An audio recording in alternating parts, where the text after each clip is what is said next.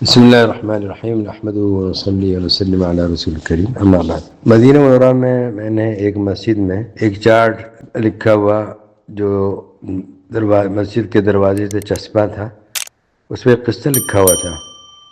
وہ یہ تھا کہ امام احمد بن حنبل رحمۃ اللہ علیہ اپنے شہر سے دوسرے شہر میں گئے اور رات کو وہاں عشاء کی نماز پڑھ کر ایک مسجد میں آرام فرمانے لیٹ گئے۔ تو جو مسجد کا ذمہ دار تھا وہ آیا، اس نے امام صاحب کو اٹھا دیا، کہا کہ یہاں رات کو گزارنے کی اجازت نہیں ہے۔ امام صاحب رحمۃ اللہ علیہ مسجد سے باہر نکلے اور چادر بچھا کے وہاں لیٹ گئے دروازے کے پاس۔ تو وہ جو شخص تھا وہ وہاں بھی آیا اور امام صاحب کا ہاتھ کھینچا، اٹھا دیا کہ نہیں، یہاں پر بھی اجازت نہیں ہے سونے کی۔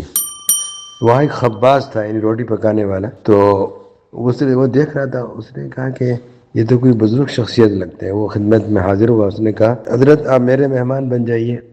تو حضرت امام صاحب اس کے پاس چلے گئے تو دیکھا امام صاحب نے کہ وہ بس استغفار کر رہا ہے، استغفار، استغفر اللہ استغفر اللہ استغفر اللہ اتوب الیہ، اور پھر وہ سو گیا۔ پھر صبح تہجد میں اٹھا، آٹا گوندھ رہا تھا اور استغفار کر رہا تھا، کیونکہ صبح کو ناشتے کے لیے روٹی پکانی تھی اسے، کیونکہ اس کا ذریعہ معاش یہی تھا۔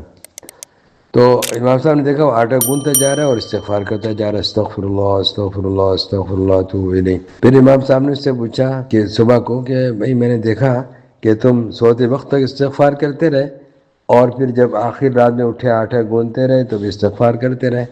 کہ کہا میں تو دائم الاستغفار ہوں، ہمیشہ استغفار کرتا رہتا ہوں، یہ میرا معمول ہے۔ تو امام صاحب نے فرمایا اچھا یہ بتاؤ کہ تمہیں استغفار کے سب سے بڑا ثمرہ کیا ملا ہے؟ تو اس نے کہا کہ سب سے بڑا ثمرہ یہ ملا ہے کہ جو بھی دعا کرتا ہوں قبول ہو جاتی ہے، بس ایک دعا کا انتظار کر رہا ہوں اس کی قبولیت کا۔ امام صاحب نے کہا اچھا وہ کیا دعا ہے؟ کہنے لگا کہ میں نے یہ دعا کی، اللہ میرے امام احمد بن حنبل سے ملاقات کرا دیجیے۔ تو امام احمد بن حنبل رحمۃ اللہ علیہ نے فرمایا کہ میں ہی احمد بن حنبل ہوں، واللہ لقد جررت الیک جرہ، اللہ کی قسم میں تیری طرف کھینچ کر لایا گیا ہوں، یعنی یہ تو نے دعا کی نا، اسی لیے میں تو یہاں کھینچ کر تیری طرف لایا گیا ہوں، ایسی دعا تیری قبول ہوئی۔ تو میرے دوستوں استغفار کی کثرت کریں، اس سے دنیا میں بھی عذاب سے محفوظ رہیں گے اور آخرت میں بھی عذاب سے محفوظ رہیں گے اور مستجاب الدعوات بن جائیں گے، دعائیں قبول ہوں گی۔ اللہ تبارک و تعالی ہم سب کو کثرت استغفار، کثرت توبہ کی توفیق عطا فرمائے۔ ان اللہ یحب التوابین و یحب المتطہرین، وصلی اللہ علی نبی الکریم وعلی آلہ وصحبہ اجمعین۔